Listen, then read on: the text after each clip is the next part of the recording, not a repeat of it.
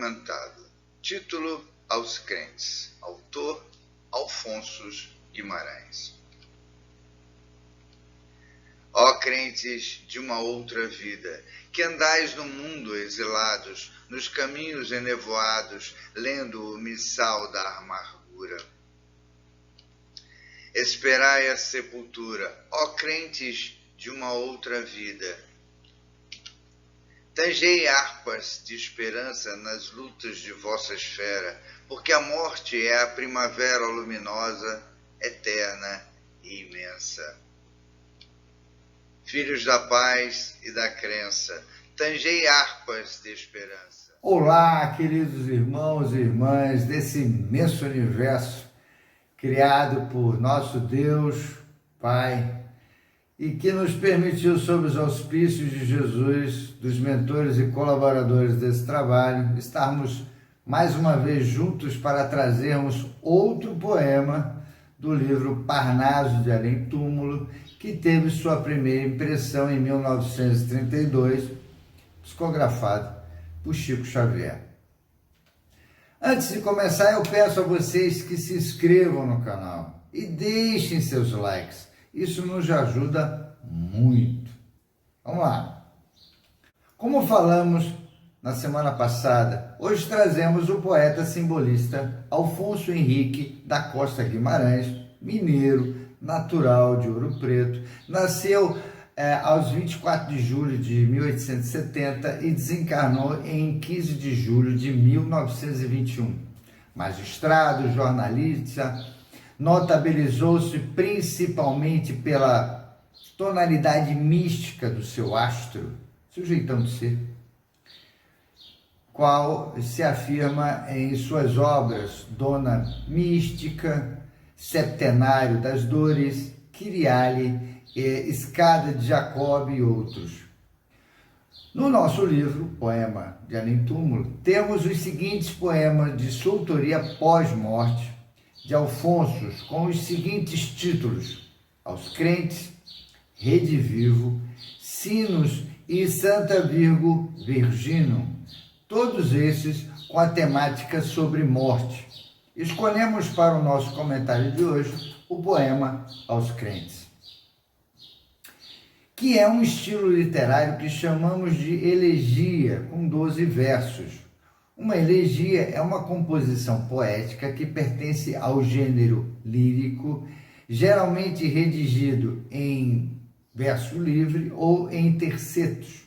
Esse subgênero está associado ao lamento pela morte de um ente querido ou a qualquer acontecimento que provoca dor e tristeza. Os poetas gregos e latinos, no entanto, também tratavam temas agradáveis em suas elegias. E isso não foge à regra do Alfonso, visto que ele no poema exalta a morte com traços de alegria. Veremos isso ao longo da narrativa. Na primeira estrofe, com 4 versos, ele destaca aqueles que acreditam em vidas passadas, vindas de outro planeta, que sabemos de grande parte da nossa cultura está na crença de sermos exilados de Capela, um planeta existente na constelação do Cocheiro. Para quem não leu o livro Exilados de Capela, vou deixar o link na descrição do vídeo e temos outros arautos do Espiritismo que tratam desse assunto aqui no YouTube. Quando temos nas palavras de Alfonso nos caminhos enevoados, podemos dizer que se trata das provas e expiações que estão cravadas em nossas mentes, ou, como ele quis dizer, no missal da amargura ou uma ladainha. A segunda estrofe, que tem 2 versos, ele promove a vida como a certeza de que ela sobrevive pós-morte e rebate dizendo que devemos esperar esse portal dimensional para nós que acreditamos, pois que ainda relutamos e tememos a passagem. Na terceira estrofe, de 4 versos, ele pede para que toquemos música para alegrar nossa luta diária e assim superarmos as nossas vicissitudes, e fala sobre a pluralidade das existências quando relata que a morte é a primavera luminosa, eterna e imensa. Na quarta estrofe, evocando novamente a morte com musicalidade como forma de engrandecer nosso retorno ao plano espiritual. O que podemos, por assim dizer, que Guimarães preconiza a depuração de nossas faltas por meio das reencarnações, e a nossa escola é a vida corpórea. Pela justiça divina, não existe um limite pré-estabelecido de existência. Você deve estar se perguntando com relação a isso. Nossa depuração moral e intelectual, ela é gradual e constante. Vai depender da forma como encaramos o aprendizado, de que forma ele é implantado em nossas consciências e como levaremos para as vidas futuras, até não precisarmos utilizar dessa bondade divina e nos tornarmos espíritos puros ou bem-aventurados. Devemos então acreditar que é essa vida que nos aproxima das bem-aventuranças prometidas por Jesus, e que também, ao voltarmos à pátria espiritual, possamos encará-la, a morte, como uma dádiva. No Evangelho segundo o Espiritismo, temos que, com a anterioridade da alma e a pluralidade dos mundos, o horizonte se alarga.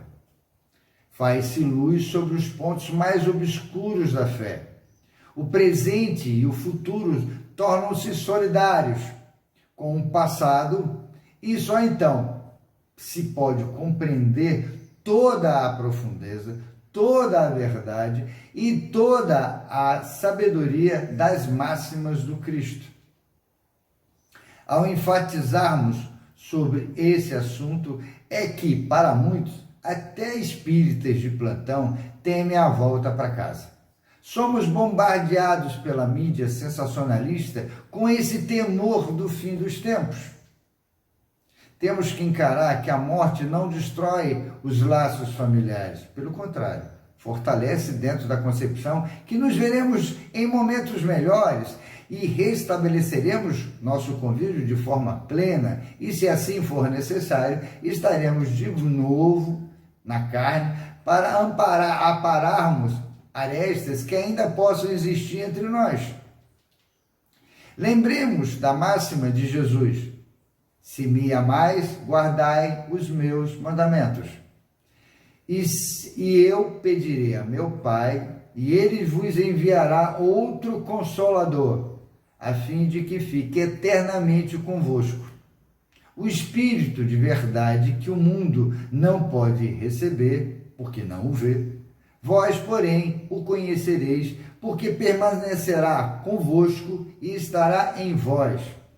Mas o Consolador, que é o Espírito Santo, que meu Pai enviará em meu nome, vos ensinará todas as coisas e fará vos lembreis de tudo o que vos tenho dito. Isso está em São João, capítulo 14, versículos de 15 a 26. Se a gente for pensar nos momentos atuais, e que aqui não importa nossa fé dogmática, mas sim a crença de um único Deus, que pela sua benevolência, em 3 momentos nos fez acordar para nós mesmos. Isso quando ele nos enviou Moisés, Jesus e o Espírito de verdade. Queridos irmãos e irmãs, é esse caminho que devemos trilhar. Nossas pegadas na areia hoje estão mais leves que antes, visto que já tiramos muitos fardos dos nossos ombros.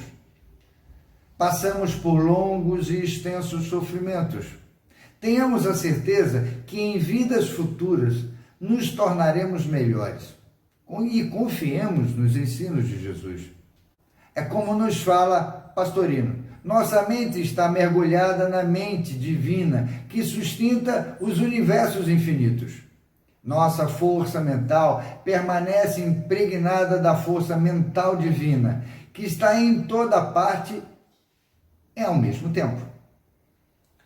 que procuremos nos manter unidos a essa força infinita e jamais seremos derrotados.